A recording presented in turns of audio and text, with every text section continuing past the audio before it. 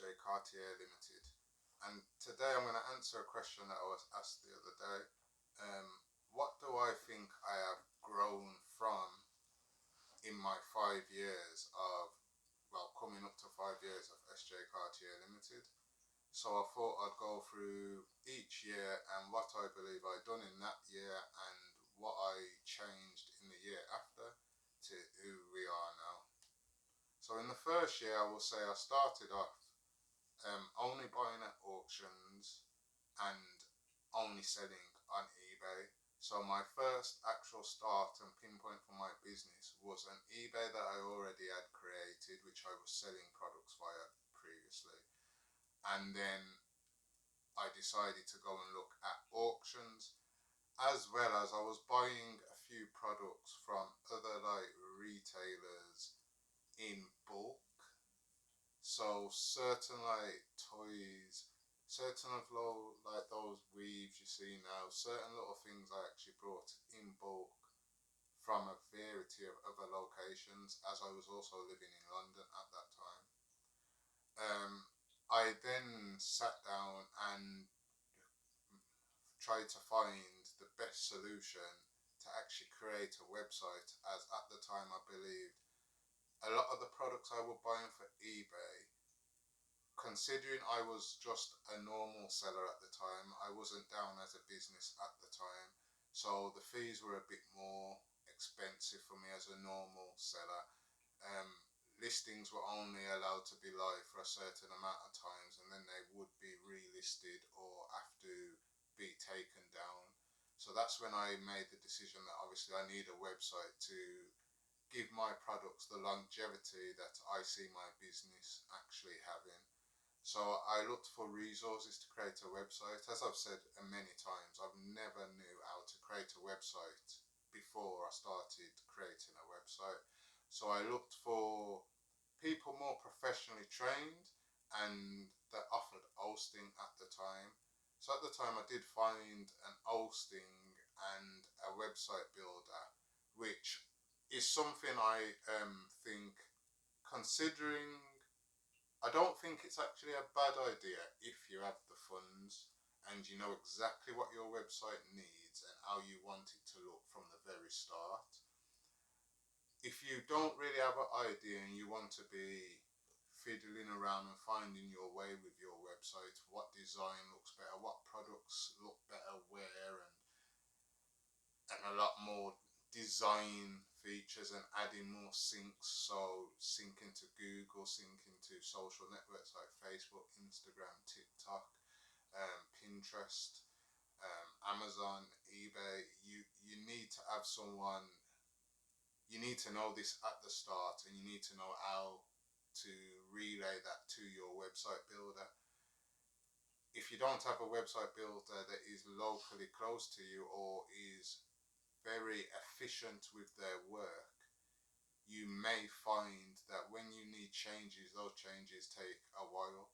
So this is something I realized with my first website, that my host and my website builder at the time wasn't living up to what I expected the business and website to grow to. So certain changes I needed were taking times, and when they made changes, my website would be down for at least 24 hours, 48 hours sometimes, plus sometimes more.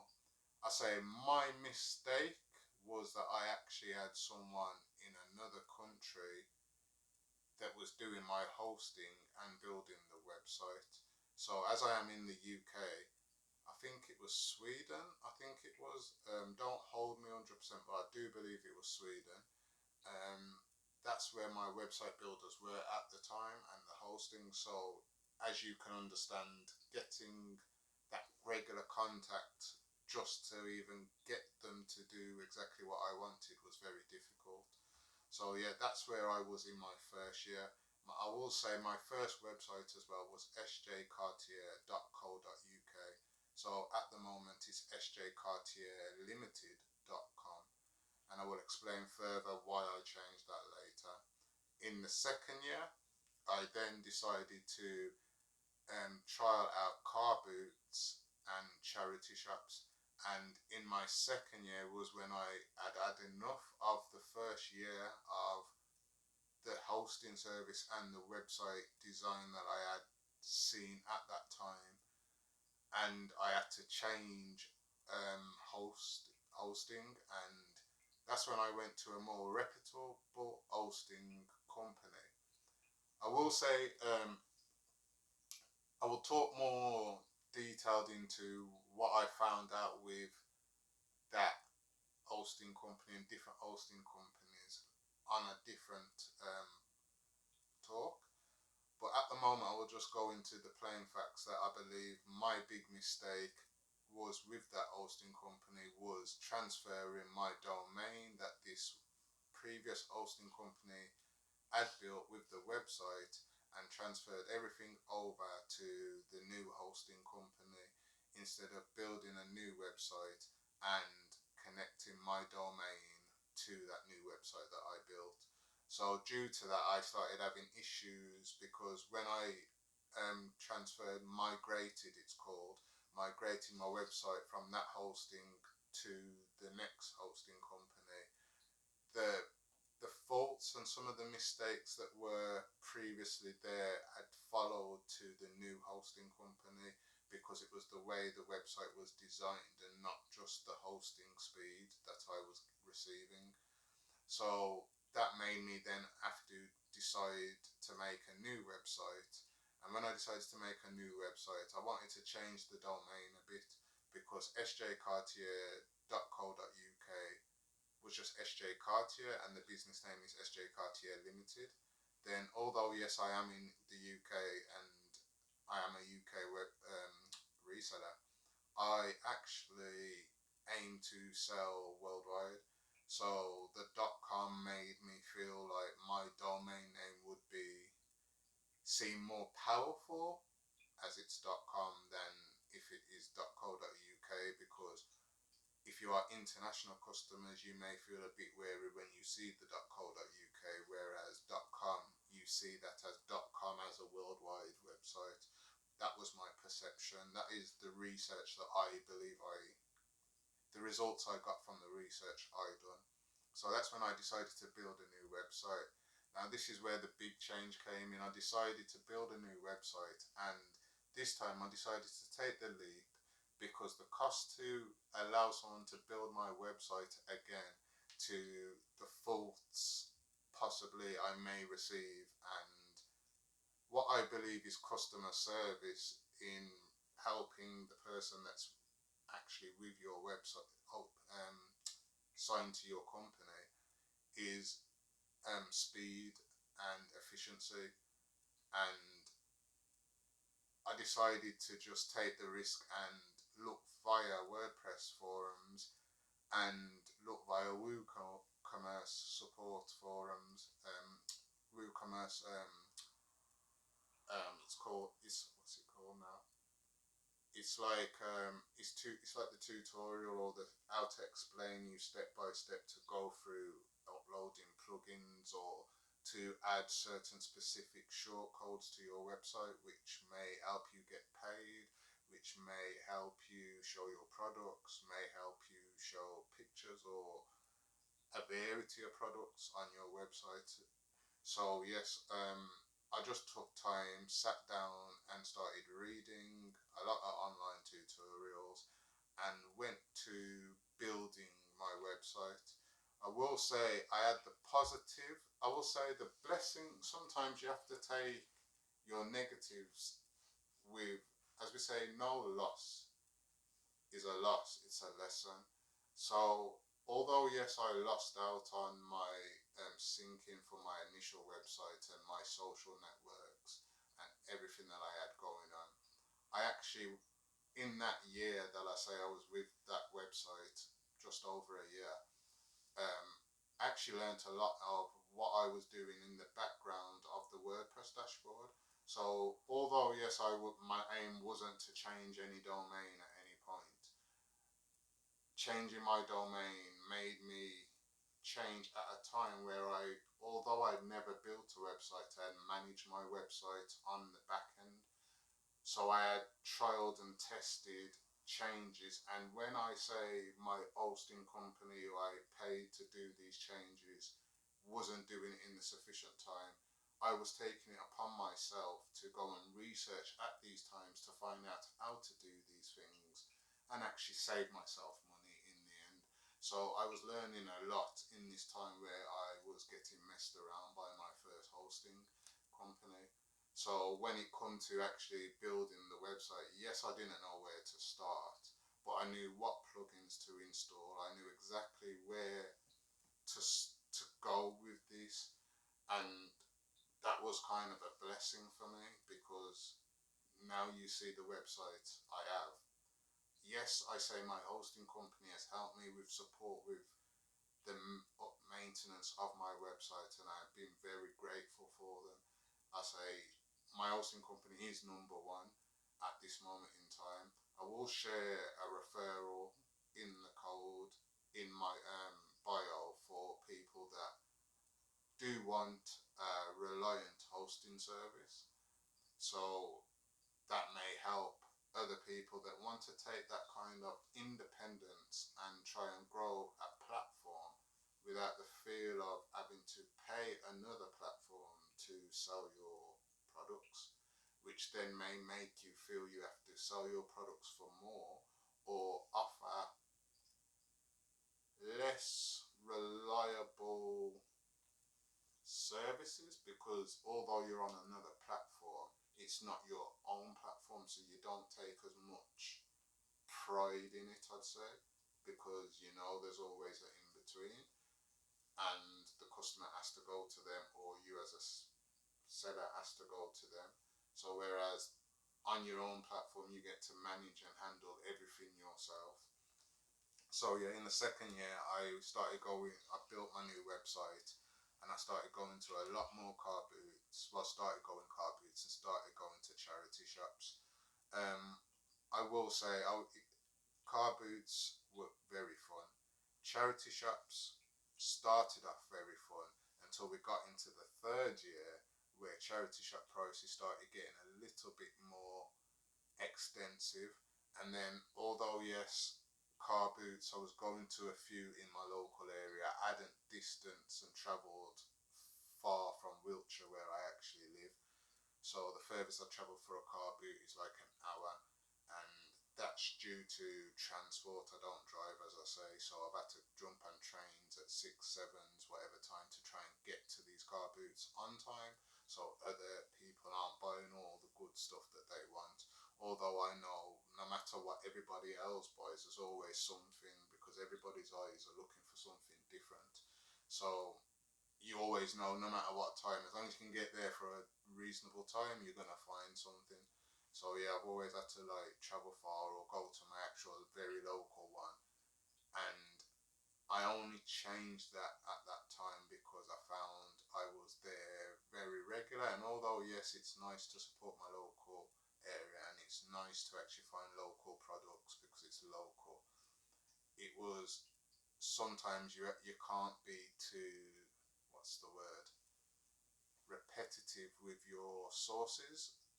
So sometimes you have to kind of mix it up, because when people start to know what you want, they may actually start having things that you may think you want and then you realize you don't want. So I'll give a little example by that. I buy a lot of porcelain plates and fine bone china plates.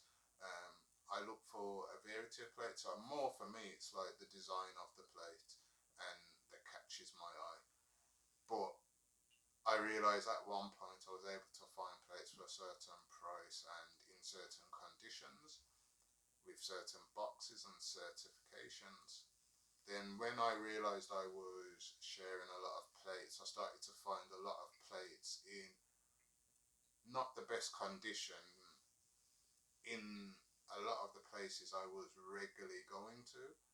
So that made my actual duties a little bit harder, because as I say, I'm not trying to buy what is, yes, I want my website to have things that everybody can have, that everybody wants, and yeah, it's very popular. But I want to also have collectibles and things that are very nice to me and very rare to me, but also rare to the market or very collectible in the market. But there's only 20 or there's only 10 on the market. When there's 200, 300, 400 on the market, I'd rather it be something a bit more new, newer, let's say if that's right, newer, let's say, because it seems a bit more ready to sell now, whereas that price may go down and down and down as it's not now in the market because everybody's brought it now and nobody wants it now. So my mindset was sometimes yes, it's good to have things that sell very regularly and everybody has got, but then if that thing is selling very regularly now and in the future no one really fancies it because that style or fashion has gone out, it's kind of you have to bring your price down. So with some of my clothes, yes, some of the branded ones I'll keep at the prices and I'll take offers on. But I know at some point I may just reduce them compared to the collectible items, I'd say. Like it's a different market. So yeah, I'd say like finding things was a lot harder when I was going to a lot of the regular places because I was seeing a lot more products that yes, I am after, but not in the level I was seeing at the start when I was first visiting these places. So yeah, I will say that's what I changed in the third year. I started going to a little further car boots, and then I started going on to actually an online marketplace then where you can sell comics and buy comics. Um, I then also decided to try and obtain work because at this point in the time, I realized I'd invested a lot. I've spent a lot of time sitting, typing, building, maintaining my website, but I needed a job because it wasn't bringing in as much as I wanted to. And I was also aware that in the next year I wanted to go as much independent as possible. So yes, I started buying on Whatnot. I started selling. Well, first of all, I started selling on Whatnot. So I aimed to sell on Whatnot first, and then buy. Then I started being more of a buyer on Whatnot. So I stopped selling because what I was selling, I wasn't getting the price on what I was buying. I doesn't feel sometimes it was a deal. I got a lot of deals, I would say, but sometimes those deals come with consequences which wasn't worth the hassle. So I had to kind of change where I was kind of building my website and look for a job so I can kind of focus back to everything all in one, but kind of invest a lot more than what I was doing when I first started. So as I said before in the auctions, when I first started, sometimes at auctions I was spending nearly £1,000, and when you think I'm spending nearly £1,000, 300, 500, 600, 300, 700, 800 on a variety of vintage, sometimes variety of books, sometimes variety of comics. Some of these things, when you break them down, they aren't actually one value that price back. It's broken down to you have to sell 40%, 30% of those items before you start seeing a profit. So it's it, you needed to invest more to be able to sell them a little bit less. So I had to kind of look for another resource, which was a job. Um, I had a couple of odd jobs, but nothing particular because I will say in my area has been odd. So I will say now I'm in the fourth year where I decided to only sell on the website while I maintain looking for a job. And I sold via the website, and the website actually surprised me because I had targets, and I've had targets where I just wanted a sale every month at sometimes. Then I wanted over £100 a month. Then I wanted a sale just every week. And actually, last year, I actually said in one of my previous videos I had sales once every month in the last year, but actually had a sale actually every week.